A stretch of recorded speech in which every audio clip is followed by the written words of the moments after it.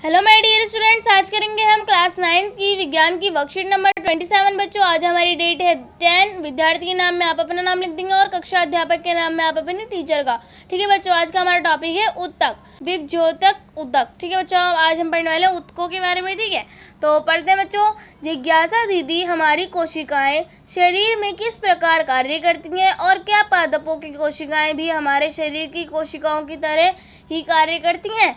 तो बच्चों देखते हैं नीचे। ज्ञान, जैसा कि तुम पहले से ही जानते हो कि जंतु तथा पादप दोनों ही बहुकोशिक जीव हैं जो विभिन्न प्रकार की कोशिकाओं द्वारा बने हैं। इन जीवों से सभी कोशिकाएं सभी कार्य करने में सक्षम नहीं होती, इसलिए इन जीवों में प्रत्येक कार्य कोशिकाओं के विभिन्न समूहों द्वारा किया जाता है। एक ही प्रकार की संरचना और कार्य करने वाले कोशिकाओं के समूह को उतक कहा जाता है। विभिन्न प्रकार के उतक मिलकर अंगों का निर्माण करते हैं। विभिन्न अंगों के उतकों की कोशिकाएं अलग होती हैं जो निश्चित कार्य करने में सक्षम होती हैं। मनुष्य और पादप दोनों ही में अलग अलग कार्य करने के लिए अलग प्रकार के उतक होते हैं। ठीक है बच्चों, अब पढ़ेंगे हम जंतु उतक के बारे में कि जंतु उतकों को अधिकांश भाग जीवित होता है। इन्हें ऊर्जा की आवश्यकता भी अधिक होती है। इनकी कोशिकाओं की वृद्धि भी एक समान होती है। ठीक है बच्चों, अब पढ़ते हैं पादप उतक के बारे में कि पौधे स्थिर रहते हैं, इसलिए इनके अधिकांश उतक सहारा देने वाले होते हैं। यह उतक अधिकतर मृत होते हैं, इसलिए पौधों में वृद्धि भी कुछ ही क्षेत्रों तक सीमित रहती है। इन्हें ऊर्जा की आवश्यकता भी कम होती है। पौधों में कुछ उतक जीवन भर विभाजित होते हैं। पादप उतकों को विभज्योतक उतक तथा स्थायी उतक के रूप में वर्गीकृत किया जाता है। ठीक है बच्चों, तो विभज्योतक उतक आप देख सकते हैं यहाँ पे कि ये हमारा जो है ऊपर का, इसे बोलेंगे हम शीर्ष। ठीक है, और नीचे का बोलेंगे हम पार्श्व विभज्योतक। ठीक है, और ये हमारा बोला जाएगा बच्चों अंतविष्ट विभज्योतक। ठीक है, और इसे ऊपर वाले को बोलेंगे हम बच्चों शीर्ष विभज्योतक। ठीक है, ये हमारा पौधों में विभज्योतक उतक। ठीक है बच्चों, नीचे बढ़ते हैं।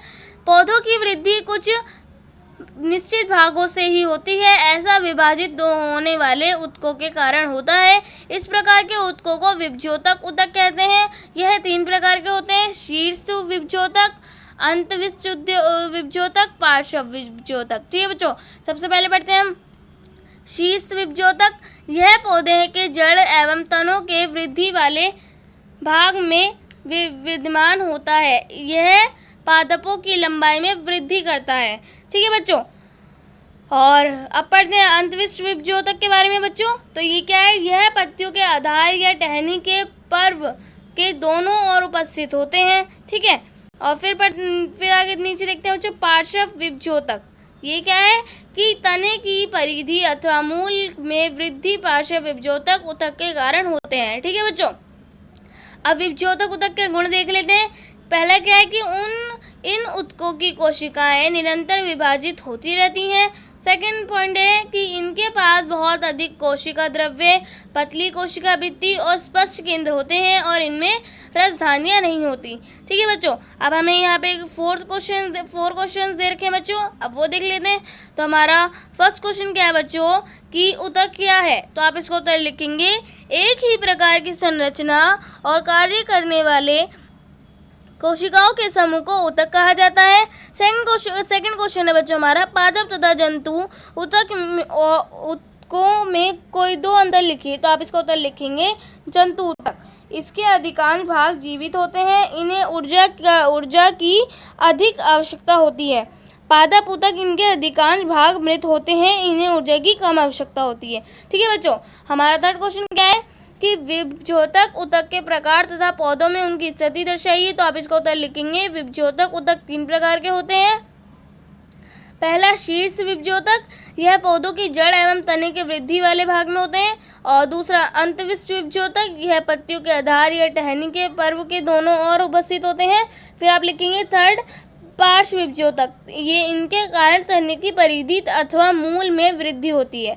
ठीक है, फोर्थ क्वेश्चन है विभज्योतक उतकों के कोई 2 गुण बताइए।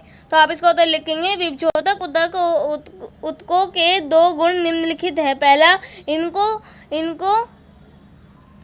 इनको कोशिकाएं निरंतर विभाजित होती रहती हैं। इनके पास बहुत अधिक कोशिका द्रव्य, पतली कोशिका भित्ति और स्पष्ट केंद्र होते हैं और इनमें राजधानियाँ नहीं होती। ठीक है बच्चों, ये हो गया हमारा कंप्लीट और आज की वर्कशीट हमारी यहीं पे कंप्लीट होती है। और अगर आपने मेरे चैनल को सब्सक्राइब नहीं किया है तो प्लीज़ मेरे चैनल को सब्सक्राइब कर लीजिए और बेल आइकन को ऑल पे सेट कर दीजिए ताकि मेरी आने वाली हर वीडियो का नोटिफिकेशन आपको सबसे पहले मिले।